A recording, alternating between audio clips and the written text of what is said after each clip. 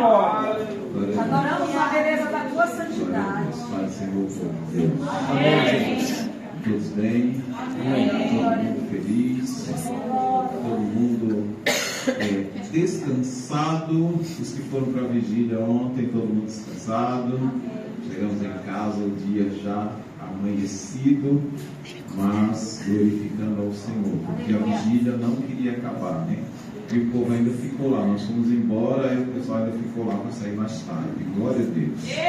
Isso é bom demais. Eu vou aproveitar que vocês já estão de pé. Quero agradecer pastor Sérgio, pastora Beth, pelo convite. Obrigado sempre pela recepção calorosa que a gente tem aqui. Obrigado, Nando, Andréia, nossos amigos de coração, os nossos irmãos que a gente sempre está junto, Nossa, Mara, Júnior, a Denise, o pastor Wellington, os irmãos aqui, o pastor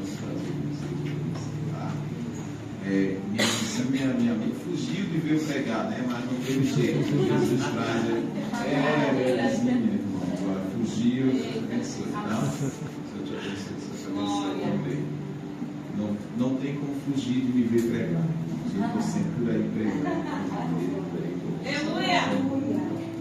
Eu quero te convidar, abra sua Bíblia em Gênesis 38, já para a gente ler a palavra de Deus, para você já se assentar. Eu tirei o sapato dele com esse tapete aqui, fica mais confortável sem sapato. Amém. Fica melhor até para dar um escuro aqui. Amém. Glória a Deus. Gênesis 38, versículo de número 16. Diz assim: todos encontraram? Glória a Deus. Quem não encontrou, quem encontrou diz amém. Amém. Quem não encontrou, diga assim: eu preciso ir para a escola dominical. Eita glória. Versículo 16 diz assim: e dirigiu-se ele para ela no caminho e disse: vem, peço-te, deixa ficar contigo, porquanto não sabia que era Tamar a sua nora. E ela disse: que darás para que fique comigo? Então ele, voltando, disse: te enviarei um cabrito do rebanho. E ela disse: dai-me o penhor até que me envies o cabrito.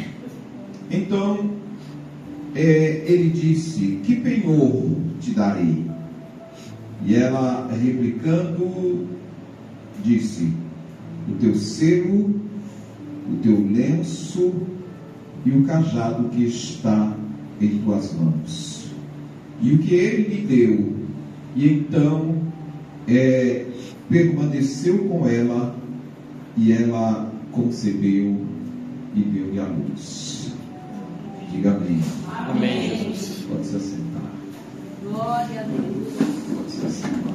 Aleluia, Jesus. Eu confesso para vocês que Louvado seja o nome do Senhor. quando eu vi os irmãos aqui ministrando, o pastor ali estava cheio de espírito, estava cheio de espírito, ministrando, eu falei: olha, bem, queria deixar ele alongar aí mais um tempo, deixar pregando, ele estava muito bom. É bom a gente sentar para receber, para ouvir a palavra de Deus, para ouvir pessoas expressando a alegria de pregar a palavra de Deus. É muito bom a gente estar num ambiente que ele se torna profético através da mensagem e da vida das pessoas que ali estão. Eu quero trazer para vocês um assunto meio que muito delicado nesse texto bíblico que fala sobre a vida de Judá, filho de Jacó, e de Tamar, que era a nora de Judá, uma nora viúva de 2 filhos de Judá, ela era viúva dos seus 2 filhos mais velhos, e havia uma promessa feita e não cumprida. Uma promessa feita, não cumprida, um voto, no caso um voto, porque a lei obrigava e era obrigatório votar, e a Bíblia diz que é melhor que não vote do que votar e não cumprir. E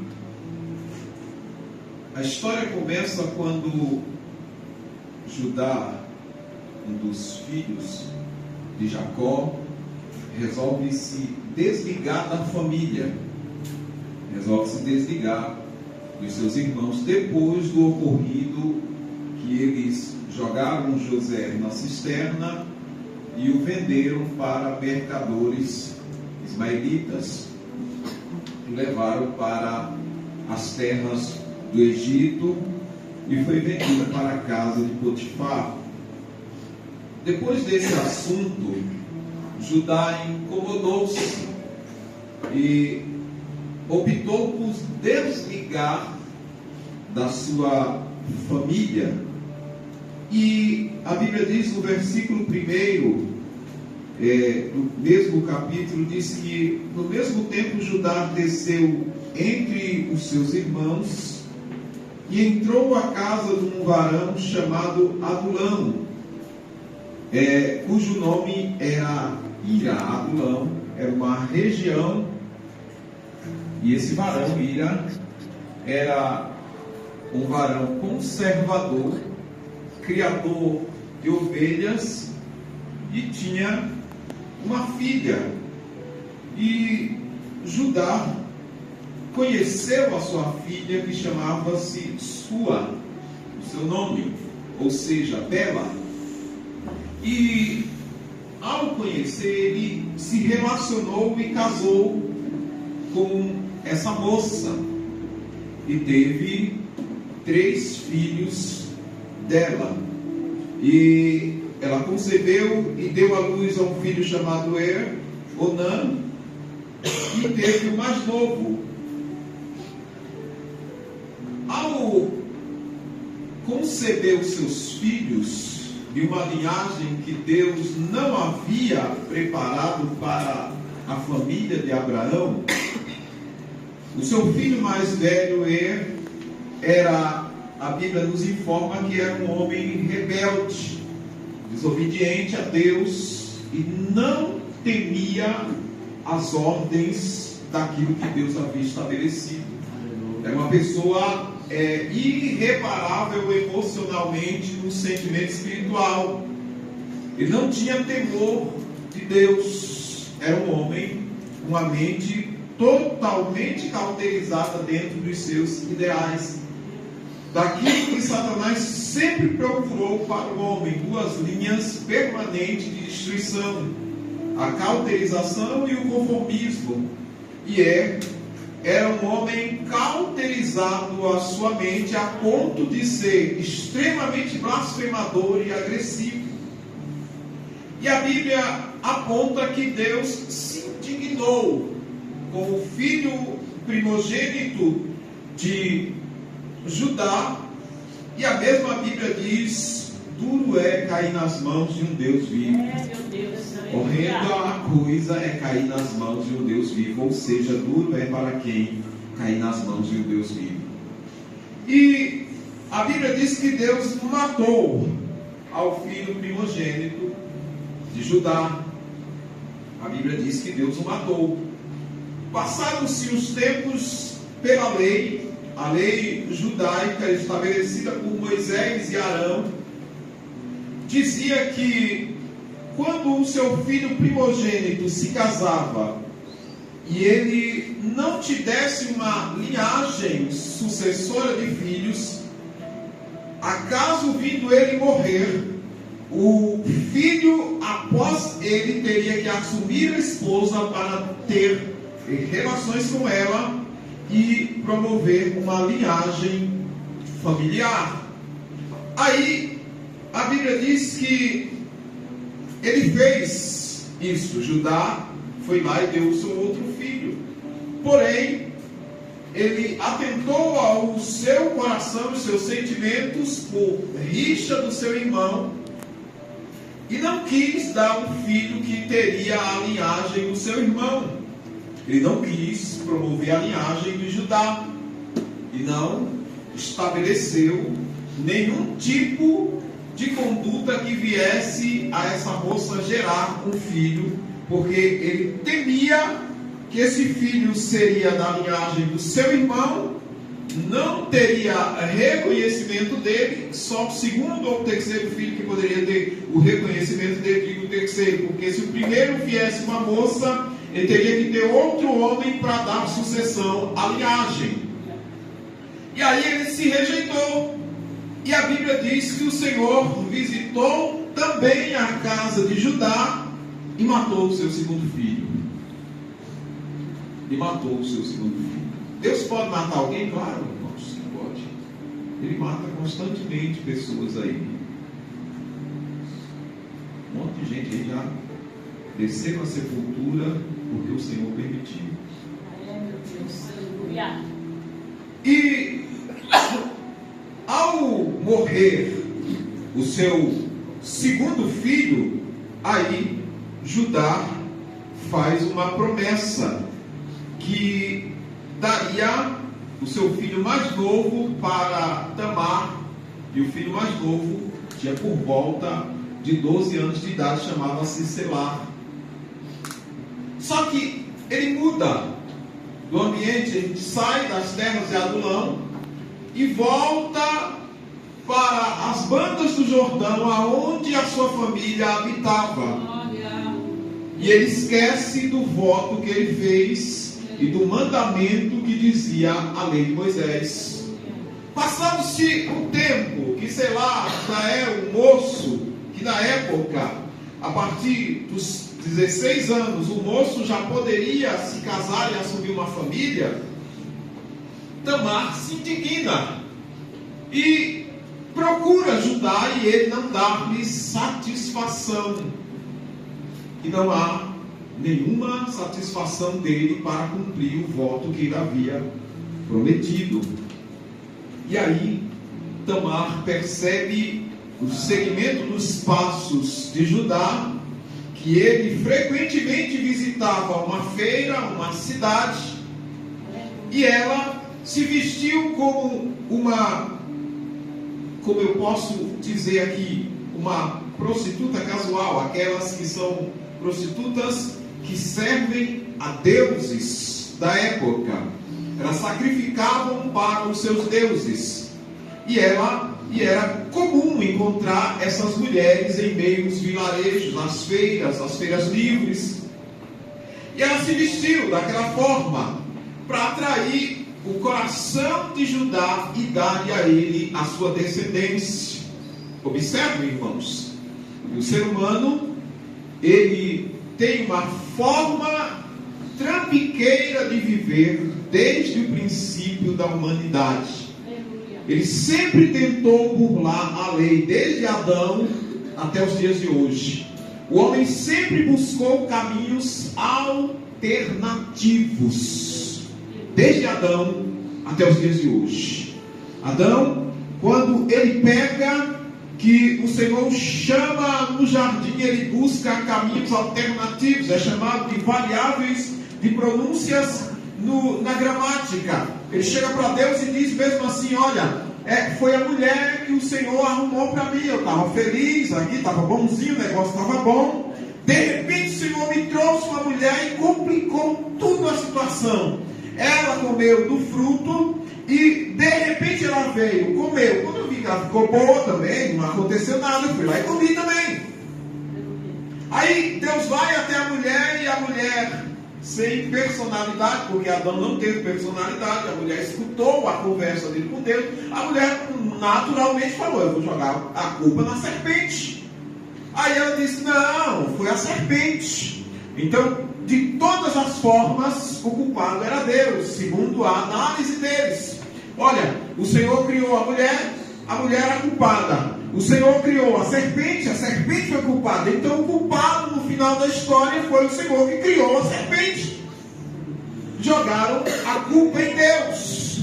Isso é uma condição variável de sentimento emocional, quando o homem não tem personalidade de dizer, não, eu errei, o meu caráter foi mudado no erro, mas eu estou aqui para assumir os meus erros e dizer mesmo assim, eu quero perdão, eu preciso do perdão. Eu não preciso de um julgamento, eu preciso do perdão.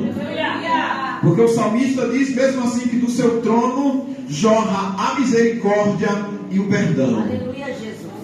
Aí, meus irmãos, como Judá começa a inventar, desculpa Tamar, começa a inventar um plano, arquiteta um plano com suas amigas. E o plano dá certo. Quando o plano dá certo, Judá a olha. A história diz que Tamar é uma moça muito bonita, atraente aos olhos.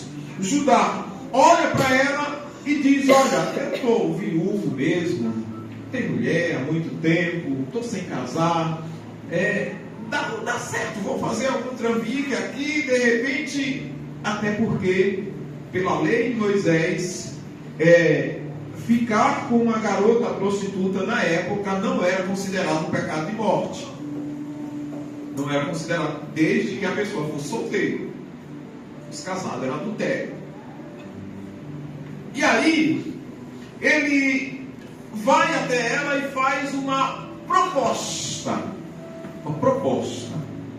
Você sabia que o ser que mais faz proposta, que mais já fez proposta em toda a história da humanidade foi o diabo? É o que mais faz proposta. Ele te faz uma proposta para você abandonar o evangelho, ele te faz proposta para você abandonar o seu marido, faz proposta para você abandonar a sua mulher, ele faz proposta para você se tornar um eterno desistente, ele faz proposta para você esfriar na fé, ele faz proposta para você murmurar do pastor, para você murmurar da igreja, ele faz proposta para você murmurar da revelação, da profecia, ele faz proposta para você murmurar de Deus, para você blasfemar, ele faz proposta para você encrencar com os irmãos, ele faz proposta para você andar desaventos a toda e qualquer direita a torto, ele faz todas as propostas possíveis para te ver frio. E aí, chegou ele e fez a proposta, olha, o que a gente pode fazer? E ela faz, ele diz, eu te envio um cabrito, depois, quando eu chegar na minha terra. E ela falou, não, eu quero algo que você tem nas suas mãos. Presta atenção que isso é muito sério, irmãos. Eu quero algo que você tem nas suas mãos. A psiquiatria diz que o maior objeto de desejo do ser humano é a satisfação do próprio ego. Pela satisfação do próprio ego são feitas guerras e destruições. Milhares de pessoas morrem por ano sustentando o ego de outro que tem autoridade, que tem poder. E aí, como o ego dele estava inflamado e a necessidade do pecado estava possuindo o seu corpo,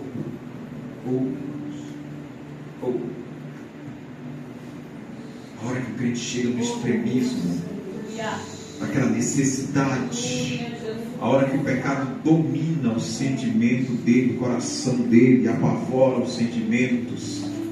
A ciência diz que quando o pecado domina o homem, todas as células, elas se transformam e elas abastecem, o coração abastece as células, a mente manda recado para todas as células que tem algo transtornando o corpo, que aquilo precisa ser consumido, aquilo precisa ser feito. É igual uma paixão, quando uma moça está apaixonada por um homem, não só enxerga aquela situação, o negócio não vai, nada funciona, parece que as células são tomadas e a mente abastece todo o corpo, faz incendiar o corpo dele está incendiado pela natureza do pecado, e ele de repente não vê a alternativa e ela lhe faz uma proposta.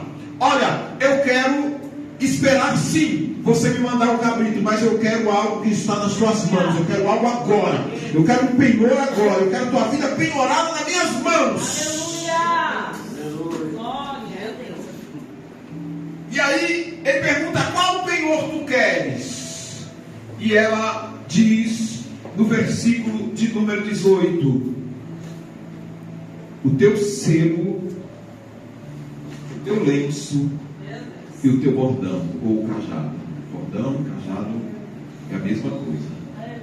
A única diferença é que bordão, ele não tem, eu esqueci o nome, aquele, o puxador. E o cajado já tem o puxador. E aí, como o corpo dele estava abastecido pelo pecado, pastor, o sangue dele já fervia pelo pecado. Irmão, cuidado com aquilo que te alimenta. Cuidado com aquilo que o diabo está te alimentando. Deus não está conseguindo tirar da tua mente. Cuidado com aquilo que te alimenta, irmãos. Cuidado com aquilo que te alimenta. A cauterização e o conformismo se dá quando nós nos deixamos ser alimentados por algo que vai trancar os nossos sentimentos, travar. De repente, você olha para pessoas boas, pessoas maravilhosas, como eu tenho amigos bons, gente boa, irmão. Só que está lá no mundo do crime, você não consegue tirar ele de jeito nenhum. E é uma pessoa boa, mas ele está com uma mente tão cauterizada que para ele o certo é errado. Vai falar para um homem que tem uma amante que isso é errado. Vai falar para uma mulher que tem uma amante que isso é errado. Não, ele está com a mente cauterizada. Está prestes a entrar no ato de conformismo. Quando ele entrar, o diabo escraviza de uma vez por todas. E aí, ele chega e diz mesmo assim: não, eu te dou sim o meu selo, o meu bordão, o cajado e o lenço. Esses três objetos têm um significado espiritual muito grande. E de repente, quando nós analisarmos aqui, você vai perceber mesmo assim: será, Jesus, que o diabo já levou o meu lenço? Será que o diabo já levou o meu selo? Será que Satanás está com o meu cajado penhorado? Será que o diabo tem nas suas mãos a minha vida penhorada? A quem eu pertenço? A quem eu estou servindo?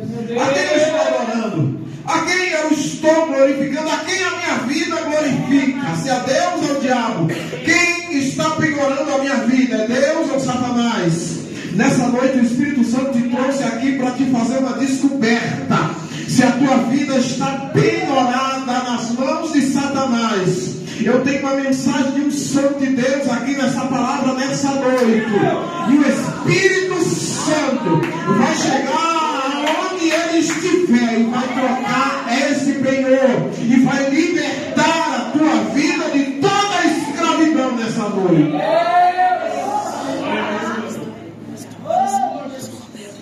Aí, vamos analisar.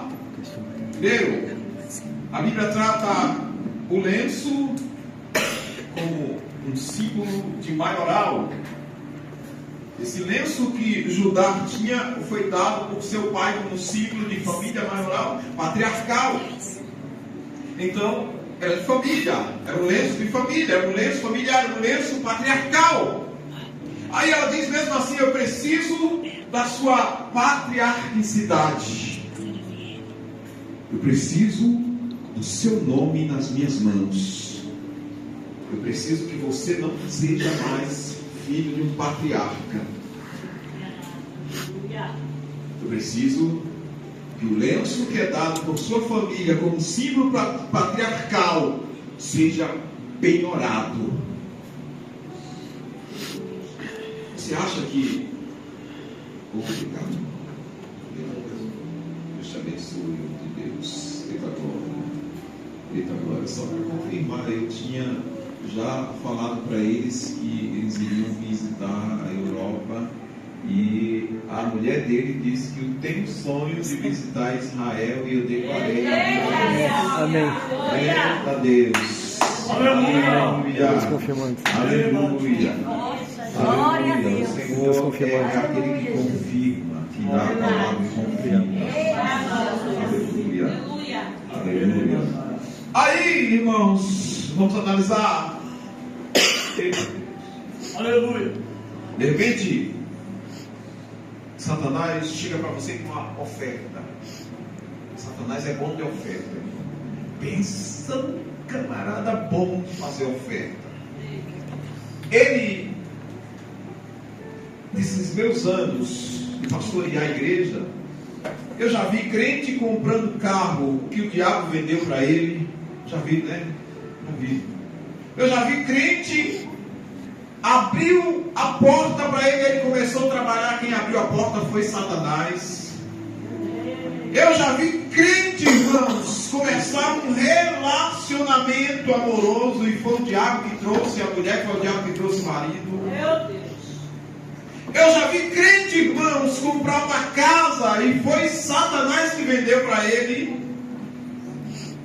Eu já vi crente, irmãos, em várias situações, que depois ele chega lá, ele está numa situação emergencial, e aí ele corre, e aí ele está precisando de uma gravata, e aí Satanás, dá licença, deixa eu pegar essa gravata que bonita aqui. Aí Satanás chega para ele e fala mesmo assim: cara, não vai muito longe não, eu tenho uma aqui, ó, olha essa aqui. Ele mostra todos os detalhes, olha essa aqui, ó, com pérolas de prata, olha essa linha aqui prateada, esse aqui que vai parecer o Marco Feliciano na vida pregando. E aí o camarada está ali pronto para ceder as suas necessidades, porque ele está ansioso. E aí Satanás fez a oferta, ele fala: não, isso aqui está bom demais, meu Deus, a oferta do diabo é a melhor que tem. Olha aí, Jeová. Satanás não manda uma mulher feia, desdentada, um homem feio, barrigudo, desdentado, não.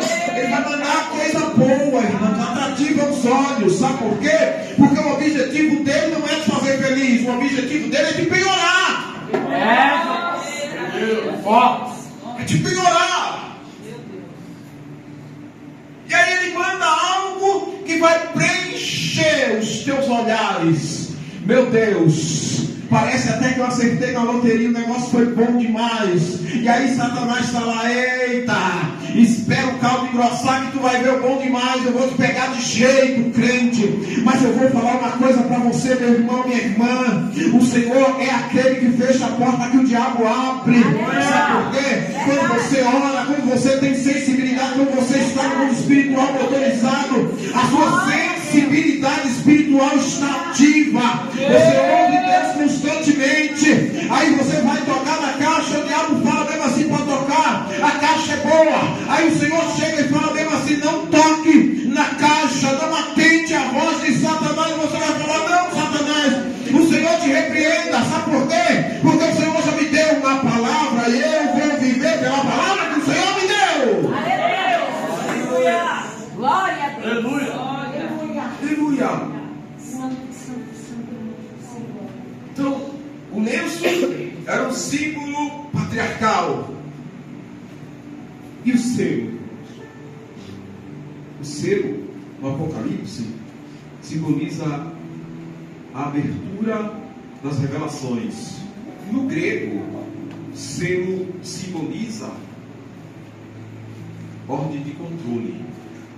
Quando nós aceitamos Jesus, o Espírito Santo vem sobre nós, nos sela. Nos sela.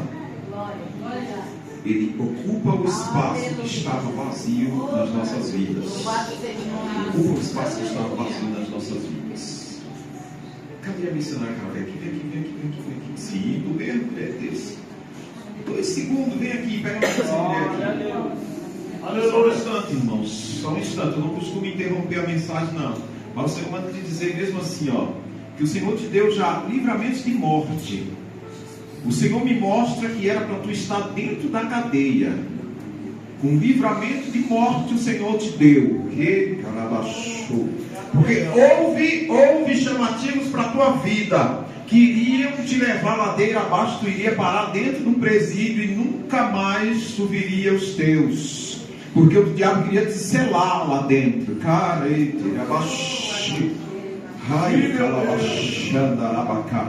o objetivo dele era ver o teu sangue jorrando, porque o diabo pediu a tua alma já várias vezes. Incessantemente ele está pedindo a tua alma. E ele diz mesmo assim: olha, no mundo espiritual a tua alma está selada como a alma dele, mas o Senhor vai te dizer mesmo assim: eu te trouxe aqui hoje no meu sangue, cobrir a tua vida hoje, quebrar todo o selo do pecado na tua vida, na tua Glória a história. Deus!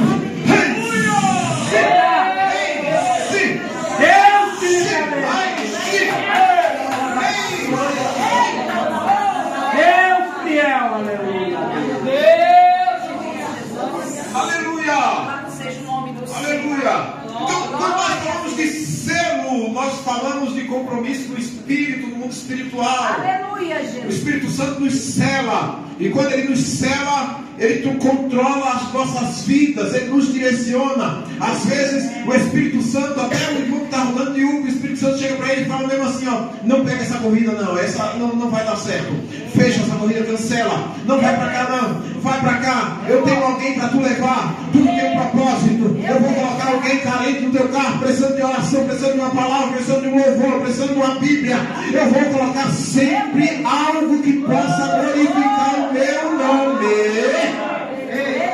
O selo é vida. E existem muitos que a vida está selada, mas o selo não está nas mãos de Deus. O selo está na mão de Satanás. Mas o Espírito Santo quer nessa noite quebrar todo o vínculo do teu selo nas mãos de Satanás. Porque quando Jesus morre, ele ressuscita. Ao morrer, ele diz: está tudo consumado. E ao ressuscitar, ele vai até os seus discípulos e diz: eu tenho todo o poder dos céus e da terra.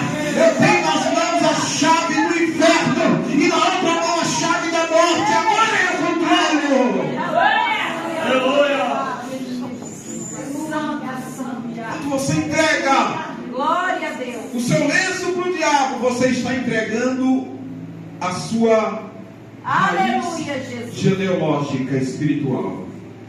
Quando você entrega o selo, está entregando a autenticidade da sua vida. Quem domina a sua vida? Quem domina as suas palavras? Quem domina as suas conversas? Quem domina o dia a dia do seu viver?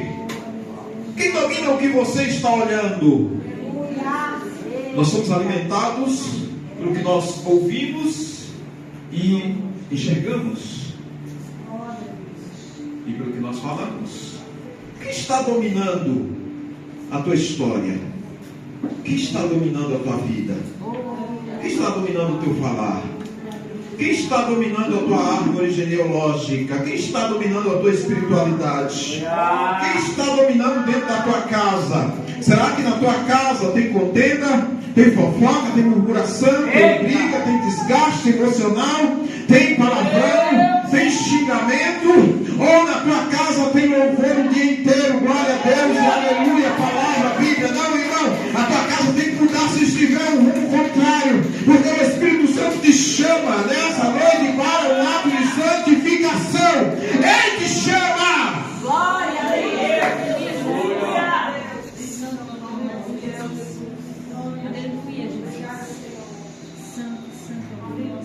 Louvado seja o nome do Senhor. Ela pede: agora eu quero o teu cajado. O cajado, irmãos, ele servia para algumas funções, para guiar. O cego tinha um bordão, ele era guiado por um bordão, que é o cego guiar ovelhas, o cajado guiava as ovelhas e protegia de animais selvagens. Protegia de animais selvagens. Mas ele entregou o cajado dele. Então,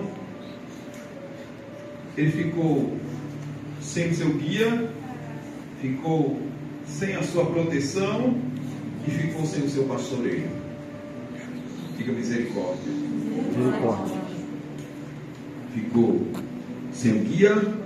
Imagine um homem, irmão, sem um sentido para ser guiado, sem uma proteção contra principados e potestades, e sem o seu ministério.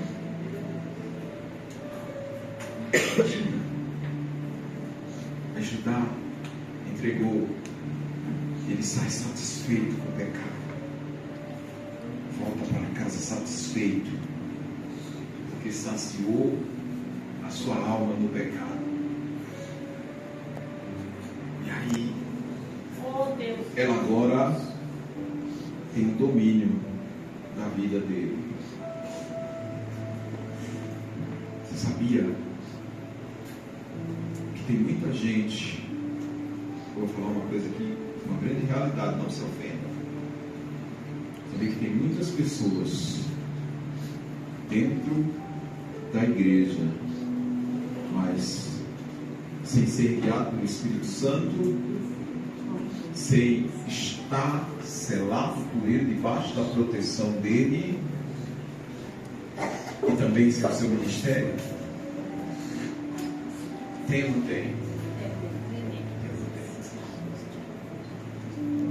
Você sabia que o homem pode aplicar-se ao ato de conformismo no mundo e também dentro da igreja? Você sabia que o joio cresce no mundo e cresce dentro da igreja também?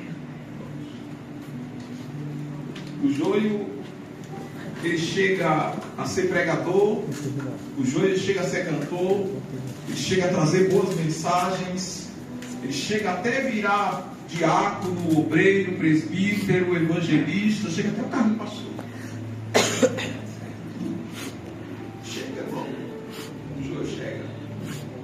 Porque ele está vivendo um estágio de conformismo. Para ele, o certo é errado.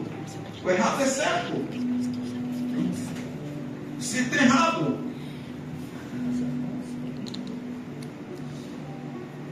E aí, ele está dentro do ambiente chamado cristão, mas ele não tem o lenço, ele não tem o selo e não tem o cajado. Quando nós entregamos as nossas ferramentas para Satanás, irmãos, sabe o que acontece? Nós estamos delegando a ele a autoridade sobre as nossas vidas. É ele que nos guia. Aí a Bíblia diz, no 23, a tua vara, que é o bordão, o teu cajado me consolam. A vara, que é o bordão, ela servia tanto para guiar quanto para bater na cabeça do animal para ele ser guiado. O cajado, ele serve para puxar e direcionar. O selo era uma autoridade que ele tinha, espiritual. E o lenço era uma autoridade patriarcal. Aí o homem perde tudo isso. Eu já vi pessoas, infelizmente, perder tudo isso, mas não perder o seu ego inflamado. É por isso que no dia do juízo final vocês terão muitas surpresas. Vocês vão olhar para uma pessoa, talvez um cara que fica ali na porta do terminal pedindo alguma coisa, aí você vai olhar para ele e quando você chegar lá, tu morreu e está aqui? Eu fui salvo na última hora, Jesus me perdoou. E aí você vai chegar para um grande pregadorzão da sua igreja lá, meu Deus, o homem prega. E aí quando você chegar lá, fala, meu Deus, o homem não veio, agora tem algo errado no céu. Olha aí, Jeová. O céu tem algo errado. A Bíblia diz que quando o grande mestre fazer a sua grande ceia, ele sairá a chamar os seus, ou seja, o avivamento da última hora. Ele vai chamar os seus, vai dar prioridade aos seus. E aí os seus anjos ministradores chegarão lá e dirão mesmo assim, olha, o mestre chama para uma grande obra, um grande evangelismo. Ele vai dizer mesmo assim, não, eu não posso, eu estou ocupado com o mundo. O outro vai dizer, eu não posso, eu comprei umas terras, eu vou para minhas terras. O outro vai dizer, eu não posso, eu vou me casar amanhã e eu não tenho como ir lá. Olha, eu não posso porque eu estou muito ocupado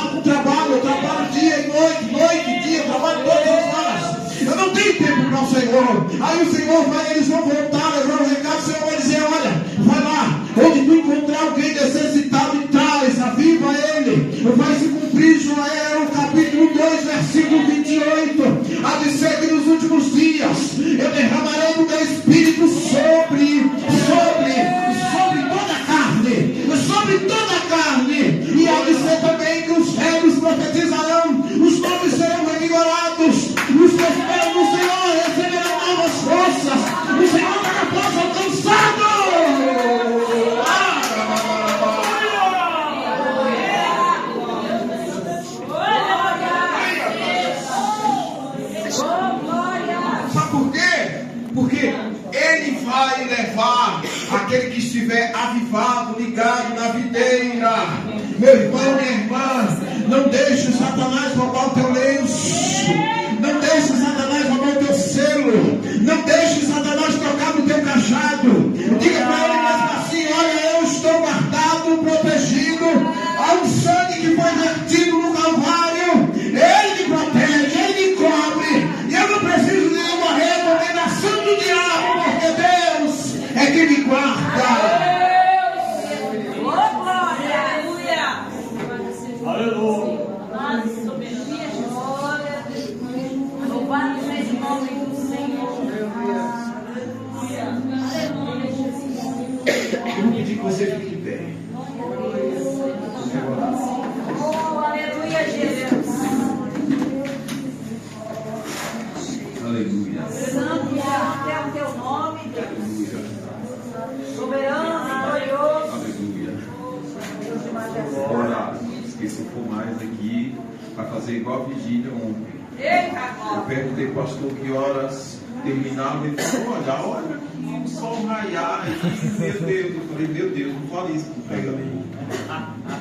Vai se animar. E o povo estava animado. O povo é terrível, eles gostam da zoeira, não querem ir embora. Não querem ir embora, gostam da zoeira. E o pregador que se vire. Crente, irmãos, avivalista, ele gosta das zoeira. Ele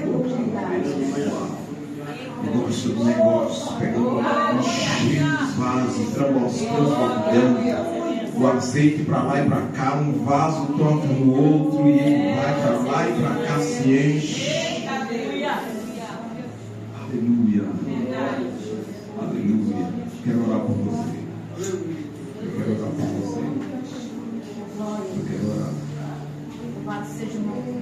Se o teu cordão, teu cajado, teu selo não está apropriado para o Senhor vai reverter o quadro nessa noite. Meu Deus! Vai reverter o quadro nessa noite. Aleluia. Segura na mão do vaso que está do seu lado. Você vai orar por ele, você vai interceder por ele. Segure na mão do vaso que está do seu lado. Você vai ministrar. Ministra cura, ministra unção, ministra aquilo que o Espírito colocar na sua vida, na sua mente, no seu coração. Ministra tudo aquilo que o Espírito colocar em você agora.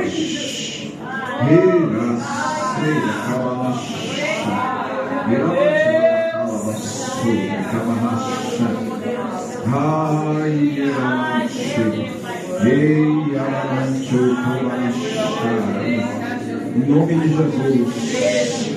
Em nome de Jesus, fortalece para os teus povos, os teus servos. Fortalece, Senhor, a cada um. Fortalece, Pai. Fortalece. Nós ministramos o Espírito renovado. Nós ministramos, Pai, fortalecidos. Nós ministramos fortalecidos, Pai. Em nome de Jesus. Em nome de Jesus, nós ministramos, Pai, fortalecido. Ao som do Espírito. Nós ministramos a bênção que quebra todo jugo. Desfaz toda a fortaleza na mente. Toda a fortaleza na mente, a desfeita. Em nome de Jesus. Em nome de Jesus. Nós desfazemos agora, Pai, autoridade do Espírito Santo. Tudo aquilo que selava a vida dos teus servos no sentido contrário. Agora está selando, o Espírito Santo sela. Sela agora, sela agora, sela agora, sela agora, Espírito Santo, sela agora, cheia